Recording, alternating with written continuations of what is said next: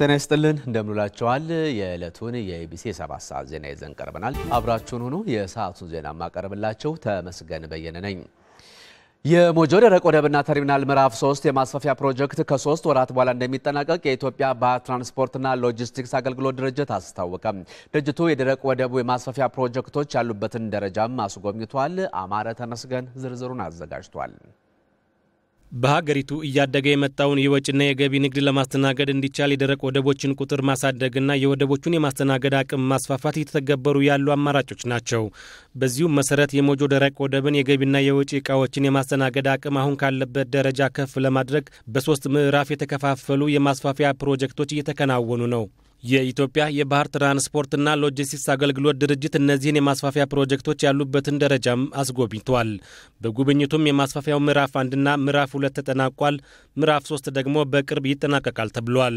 በሞጆ ደረቅ ወደብ ላይ በአሁኑ ሰዓት ከባቡር ኔትወርክ ጋር የማገናኘት ስራ እየሰራ እንገኛለንና ይሄ የባቡር መሰረታዊ እየገነባ ካለው ኮንትራክተር ጋር ውል ተፈራርመን በአሁኑ ሰዓት ወደ 1 ኪሎ ሜትር የሚሆን የግንባታ ስራ እየተከናወነ ይገኛል። ይሄ ስራ ሲጠናቀቅ ከጅቡቲ በባቡር የተጫነ መኪና ኮንቴነር እንዲሁም ብሬክ በልክ ቀጥታ ደረቅ ወደብ ውስጥ ይገባል። ይሄም ስራ ሙሉ ለሙሉ ባቡሩ ስራ ሲጀምር ጎን ለጎንኛም ስራውን አጠናቀን ይሄን ስራ መቀበል እንጀምራለንና በእኛ ቅድ መሰረት እስከ መጋቢት ወር 2009 ድረስ ይህ ስራ ይጠናቀቃል። የሞጆ ደረቅ ወደብና ተርሚናል ከሀገሪቱ 7 ደረቅ ወደቦች መካከል በርካታ ኮንቴነሮችን በማስተናገድ ትልቁ ደረቅ ወደብ ነው። የደረቅ ወደቡን የሎጂስቲክስ ፍሰት ለማሳለጥ በዚሁ በ3ኛው ምዕራፍ የሚገነቡት ግዙፍ መጋዘኖችም ተጠቃሾች ናቸው። በዓለም ባንክ ጋር በመነጋገር የ$150 ሚሊዮን ፕሮጀክት እየተቀረጸ ይገኛል። ይሄ ፕሮጀክትም የሞጆ ሎጂስቲክስ ሀብ ፕሮጀክት ይባላል። ይሄ ፕሮጀክት ዋና ዓላማው ምንድነው? በሞጆ ያለውን የደረቅ ወደብ አገልግሎት መሰረተ ልማት ከዚህ በላይ ከፍ በማድረግ ትላልቅ መልቲፐርፐዝ መጋዘኖችን በመስራት አጠቃላይ ሁለገብ የሆነ የሎጂስቲክስ ሀብ ስራ ለመስራት ነው። የኢምፖርትም ማሰራጫ ማዕከል እንዲሆን የኤክስፖርትም ማቀነባበሪያ ማዕከል እንዲሆን ለማድረግ ነው። ስለዚህ ይሄ ፕሮጀክት ደግሞ ተግባራዊ ሲሆን አጠቃላይ በሞጆ ደረቅ ወደብ ያለውን እንቅስቃሴ በከፍተኛ ደረጃ በማሳደግ በአገሪቱ ሎጂስቲክስ ስርዓት ውስጥ እንደ ዋና እምብርት ሆኖ የሚያገለግልበት ሁኔታ ይፈጠራል። እነኚህ የማስፋፊያ ፕሮጀክቶችም ሲጠናቀቁ ደንበኞች የሚያነሱት የመስተጓጎል ጥያቄም ምላሽ እንደሚያገኝ ተስፋ ተጥሏል። በአሁኑ ወቅት በአገር አቀፍ ደረጃ በ7ቱም ደረቅ ወደቦች በአንድ ጊዜ 23000 ኮንቴነሮችን የማስተናገድ አቅም ተፈጥሯል ተብሏል። በጋምቤላ ክልል ለኢንቨስትመንት ከተሰጠው 630,000 ሄክታር መሬት ባለሀብቶች ያለሙት 16 በመቶውን ብቻ መሆኑን በመንግስት የተጠና አንድ ጥናት ጠቆመ። ባለሀብቶችን ለመመልመል የተዘጋጀ መመሪያም ሆነ በጥናት የተደገፈ አሰራር አለመኖሩ ከችግሩ ከዋና ምክንያቶችም ተጠቃሽ መሆኑም ነው ጥናቱ የጠቆመው። የጋምቤላ ክልል ርዕሰ መስተዳድር ጋትሉአክ ቱትኮት በወቅቱ ችግሩን መፍታት ያልተቻለው ከፌዴራል መንግስት ጋር በግልጽነት ባለመሰራቱ ነው ሲሉ ተናግረዋል። ሞላ ለማየው ተጨማሪ ያለው በጠቅላይ ሚኒስትር ጽፈት ቤት የካቢኔ ጉዳዮች ኃላፊ ሚኒስትር በተመራ ቡድንና ከፍተኛ አመራሮች በተካተቱበት በጋምቤላ ክልል የግብርና ኢንቨስትመንት ሁኔታ ላይ ዝርዝር ጥናት ተካሂዷል። በክልሉ 3 ዞኖችና 7 ወረዳዎች ውስጥ በ623 ባለሀብቶች ላይ የተሰራው ጥናቱ ኢንቨስትመንቱ ያለበትን ደረጃ በመዳሰስና ችግሮችን በመለየት ከመፍትሄ ሀሳቦች ጋር ጠቅላይ ሚኒስትሩ ቀርቦ ውሳኔ ተላልፎበታል። ጥናቱ ከለያቸው ችግሮች መካከል መሬት የወሰዱ ባለሀብቶች ወደ ልማት አለመግባት አንዱ ነው። ይህ ጥናት በሚካሄድበት ጊዜ እነዚህ ባለሀብቶች ምን ያህል መሬት ማልማት አለባቸው በሚል ከውላቸው አንፃር በሚታይበት ጊዜ 405,000 ሄክታር መሬት ማልማት ነበረባቸው። ይሄ ጥናት በሚጠናበት ጊዜ ባለሀብቶቹ አልምቶ የተገኙት 64,000 ሄክታር ነው። በአጠቃላይ 15.78% ብቻ ነው የለማው። ከ623 ባለሀብቶች ውስጥ 369 ባለሀብቶች ማልማት እንዳልጀመሩ ያሳየው ጥናቱ 152 ባለሀብቶች ከውልና ከይዞታቸው ውጪ 4000 የሚደርስ ሄክታር መሬት ይዘው ተገኝተዋል። 397 ባለሀብቶችም ከመሬት ይዞታቸው ጋር ተመጣጣኝ የሆነ የእርሻ መሳሪያ የሌላቸው መሆኑን አመልክቷል። መሬት ከወሰዱ ባለሀብቶችም 48 ባለሀብቶች የመሬት ኪራይ ወይም ሊዝ በተቆራረጠ መልኩ የሚከፍሉ ሲሆኑ 119 ባለሀብቶች ምንም አይነት የመሬት ኪራይ አለመክፈላቸውን ጥናቱ አረጋግጧል። ባለሀብትን ለመመልመል መሬት ለመስጠት የሚያስችል መመሪያዎች የተዘጋጁ አልነበረም። የጥናቱ ግኝት ይሄን ያሳያል። በባለሙያ ሳይጣሩና ሳይሟሉ ባለሀብቶች ይመለመላሉ። በአመራር ደረጃ ያሉ አካላት ትዕዛዝ ለከለ ኢንቨስትመንት ፈቃድ ይሰጥ ሲባል እንደሚሰጥ ይሄን ለማየት ሞክረናል። ብቁ የሆኑ አቅም ያላቸውን ባለሀብቶች በመመልመል በኩልም እንደ ፌደራልም ጉድለት እንዳለ ማየት ይቻላል። የባንክ ብድር አሰጣጥና የቀረጥ ነጻ መብት ተጠቃሚነትም ጥናቱ ከለያቸው ችግሮች ይካተታሉ። የባንክ ብድር ከወሰዱት 33% ብቻ ናቸው ለማልማት የተንቀሳቀሱት። 104 የባንክ ብድር የወሰዱ ባለሀብቶችም የካርታ መደራረብ ታይቶባቸዋል። ከብድር አሰጣጥ ጋር የደላላ አቀባባይነትና የባለሙያዎች የሥነ ምግባር ብልሹነት ዋናው ምክንያት መሆኑን ጥናቱ አመልክቷል። ከ592 ሚሊዮን ብር በላይ ለትራክተርና ማሽነሪ መግዣ ከልማት ባንክና ንግድ ባንክ ለባለሀብቶች የተለቀቀ ቢሆንም 7 ትራክተሮች በመስክ እይታ ወቅት አልተገኙም ብሏል ጥናቱ።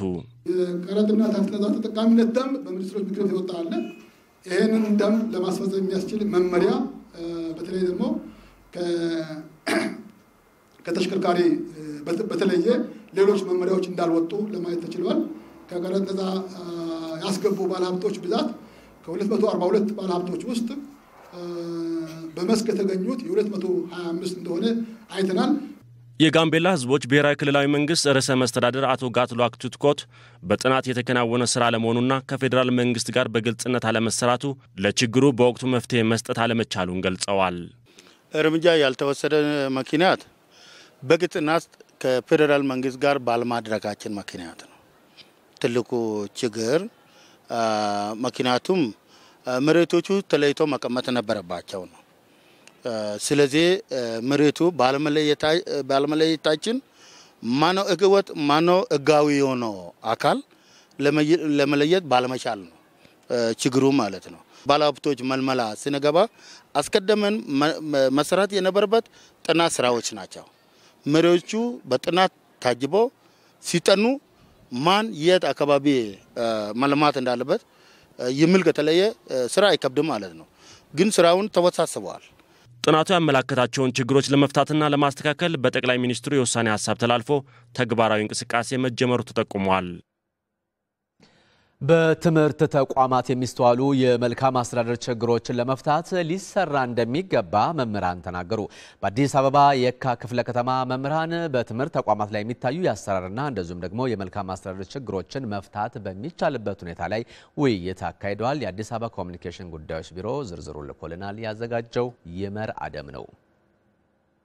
የየካ ክፍለ ከተማ በትምህርት ተቋማት የሚስተዋሉ የአሰራርና የመልካም አስተዳደር ችግሮች ዙሪያ ከክፍለ ከተማው መምህራን ጋር ውይይት አካሂዷል። በውይይቱም በሀገሪቱ ባለፉት ዓመታት የተመዘገቡ ለውጦችና ተግዳሮቶች ላይ ያተኮረ የመነሻ ጽሑፍ ቀርቧል። በውይይቱ የተሳተፉ መምህራንም የተመዘገቡ ለውጦች ቀጣይነት እንዳይኖራቸው እንቅፋት የሆኑ የአሰራር ችግሮች ሊፈቱ ይገባል ሲሉ ጠይቀዋል። ወረዳ አመራሩም ወረዳ ላይ፣ ክፍለ ከተማ አመራሩም ክፍለ ከተማ ላይ ለውሳኔ ዝግጁ ነው ወይ? ባፋችን ከምንናገረው በላይ የርብርብ ማዕከል ትምህርት ቤት አድርገን ማስቀመጥ ግድ ይለናል። የክረምት ትምህርት መርሃ ግብር መንግስት ዘርግቶ የኢኮኖሚክስ መምህራን፣ የቢዝነስ መምህራን፣ የቴክኒካል ድሮይንግ መምህራን፣ የአይቲ መምህራን ሁለተኛ ዲግሪ እድል የትምህርት ማግኘት አልቻሉም። የሚታዩ የአሰራርና የመልካም አስተዳደር ችግሮችን ለመፍታት መንግስት በቁርጠኝነት እየሰራ ስለመሆኑም ተገልጿል። በተለያየ ቦታ ላይ የሚታዩ ፊታዊ ተጠቃሚነት ችግሮች፣ የተደራሽነት ችግሮች፣ የጥራት ችግሮች ቀጣይ መፍታት አለብን። አንዱ የርብርብ ማዕከል አለበት መምህር ትምህርት ቤት ያላችሁ ተገቢ አስተያየት ነው። ርብርብ ማዕከል መደረግ አለበት። አቂም በፈቀደ መጠን መንግስት እየተረባረበ መንግስት መምህራንን የቤት እድል ተጠቃሚ ለማድረግ ቃል ቢገባም የተጓተተና አሰራሩም ውጣ ውረድ የበዛበት በመሆኑ ሊታይ እንደሚገባ ተናግረዋል። ይሄ ቤት ህዳር 1 አምና ግንቦት 1 ጀምሮ ፕሮሚስ ተደርጓል። መለየት የራሱ ፕሮሰስ ኖረው ይችላል። ነገር ግን የሆነ ደራሽ የሚመስሉ ስራዎች ናቸው። ቅጽ 5 ጊዜ ተቀይሯል። ይሄ ቅጽ አለው፣ ይሄ ያለው፣ ይሄ ፎርም ገብቷል፣ ይሄ እናስገባ፣ መታወቂያ ኮፒ አድርግ ምናምን በጣም የተዝረከረከ ስራ ነው። እሱም ካለቀ ወዲያ ጥቅምት 30 ነበር። ጥቅምት 15 10 ላይ ወሬው ይሄ ነበር። እጣን ደርሰናል። ህዳር 30 ተባለ። አሁን ታህሳስ። እንደዚህ አይነት ነገሮች ካሉ እውነት ሆነም አልሆነም የተለያየ ነገር ሰው እንዲያስብ ይገደዳል። የቤት እድል ተጠቃሚውን በትክክል ለመለየት የሚያስችል አሰራርና መመሪያ ለማዘጋጀት ሲባል የዘገየ ሲሆን በቅርቡ ወደ ተግባር ይገባል ተብሏል። እዚህ መካከል መኖሪያ ቤት ያለው መምህርና መኖሪያ ቤት የሌለው መምህር አለ። ይሄን በተገቢ ሁኔታ ማጥራት ካልቻል ማንን ፊታዊ ተጠቃሚነት ብለን ስናነሳ የነበረው ማንን ነው ተጠቃሚ የምናደርገው የሚለው ነገር እዚህ ይመጣል ማለት ነው። ስለዚህ ይሄን ማጥራት የሚችል መመሪያ ጥራት ያለው መመሪያ አዘጋጅቶ መረጃዎችን አደራጅቶ ወደ ስራ መግባት አስፈላጊ ነው። በዚህ ላይ እናንተም ጥያቄ ያላችሁ ብያል አልገምትም። ዘግይቷል በሚል ላይ ልንስማማ እንችላለን። በፍጥነት ለምን አልተገባበትም? ለምንድን ነው መንግስት በገባው ቃል ልክ ፈጠን ብሎ ወደዛ ገብቶ ችግሮቻችን ለምን አልፈታም ብላችሁ ያላችሁት ነገር ተገቢ ጥያቄ ነው፣ እየተፈታ ነው። መምህራን ሁለንተናዊ ስብዕናው የተሟላ ምክንያታዊ ዜጋን ለማፍራት በትኩረት ሊሰሩ እንደሚገባ አሳስበዋል። መብቱንና ግዴታውን የሚያውቅ አገሩን የሚወድና የሚያከብር ክራይ ሰብሳቢነትን የማይሸከም ትውልድ መፍጠር፣ በምክንያት የሚያምን በድርድር የሚያምን ችግሮቹን ወደ ጠረጴዛ አቅርቦ ታግሎ የሚፈታ ኃይል መፍጠር በእናንተ እጅ ነው ያለው። የሀረማያ ዩኒቨርሲቲ ያስገነባው የሚገኘው የካንሰር ማዕከል በ6 ወር ጊዜ ውስጥ ግንባታ ተጠናቆ አገልግሎት መስጠት እንደሚጀምር ተገለጸ። ዩኒቨርሲቲው በሕክምናው ዘርፍ 137 ሰልጣኞችን አስመርቋል። ሰመረ ምሩጽ ዝርዝሩን አዘጋጅቷል። እስካሁን ድረስ 269 የሕክምና ዶክተሮችን በማሰልጠን ለሕክምናው ዘርፍ ያበረከተው የሀረማያ ዩኒቨርሲቲ ጤናና ሕክምና ሳይንስ ኮሌጅ ዘንድሮም 137 ተጨማሪ ዶክተሮችን አስመርቋል። ዩኒቨርሲቲው የሕክምና ዶክተሮችን ሲያስመርቅም ይህ ለአራተኛ ጊዜው ነው። የሀረማያ ዩኒቨርሲቲ ፕሬዝዳንት ፕሮፌሰር ጨመዳ ፈኒንሳ ተመራቂዎቹ ራሳቸውን በሕክምናው ዓለም ካሉ ከአዳዲስ ቴክኖሎጂዎች ጋር በማስተዋወቅ ለማህበራዊ ልማት የድርሻቸውን እንዲወጡ አሳስበዋል። ሙያ በተግባር ይዳብራል። ሕክምናን በመተግበርና ከአዳዲስ የሕክምና እውቀትና ቴክኖሎጂ ጋር በየጊዜው ራሳችሁን በማስተዋወቅ ወገንን በትጋት በቅንነት በዲሲፕሊንና በሕክምና ሙያ ስነ ምግባር መሰረት በማገልገል የሀገራችንን የጤና ችግሮች ለመቅረፍ በሚደረገው ፈርጀ ብዙ ስራ ውስጥ የበኩላችሁን ድርሻ እንድትወጡ አደራ ይላለሁ። የዩኒቨርሲቲው የጤናና ሕክምና ሳይንስ ኮሌጅ በ11 መስኮች ስልጠና ይሰጣል። ከ2700 በላይ ተማሪዎችም በትምህርት ላይ ይገኛሉ። ከነዚህ ውስጥ ደግሞ 30% ሴቶች ናቸው። ዩኒቨርሲቲው በሐረር ከተማም ሆስፒታል እያስገነባ ይገኛል። በዚህ ሆስፒታል ውስጥ ደግሞ የካንሰር ማዕከል አለ። ማዕከሉ ግንባታው በመጠናቀቅ ላይ መሆኑና የመሳሪያ ግዥም እየተፈጸመ እንዳለ በምረቃው መርሃ ግብር ላይ የተገኙት የጤና ጥበቃ ሚኒስትር ዴኤታ ዶክተር ከበዱ ወርቁ ተናግረዋል። በዚህ ሆስፒታል ቅጥር ግቢ ውስጥ የደረጃውን የጠበቀ የተሟላ የካንሰር ሕክምና ማዕከል ግንባታ የተጠናቀቀ ሲሆን ለዚህም የሚያስፈልገውን ዘመናዊ የጨረር ሕክምና መሳሪያ ግዢ በጤና ጥበቃ ሚኒስቴር በኩል እየተፈጸመ ይገኛል።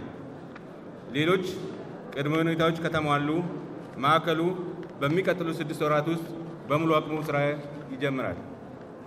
አዲሱ ሆስፒታል ወደ ስራ በሚገባበት ወቅት የቴክኒክና ተጨማሪ የማቴሪያል ድጋፍም የጤና ጥበቃ ሚኒስቴር እንደሚያደርግ ላሳውቃችሁ እወዳለሁ።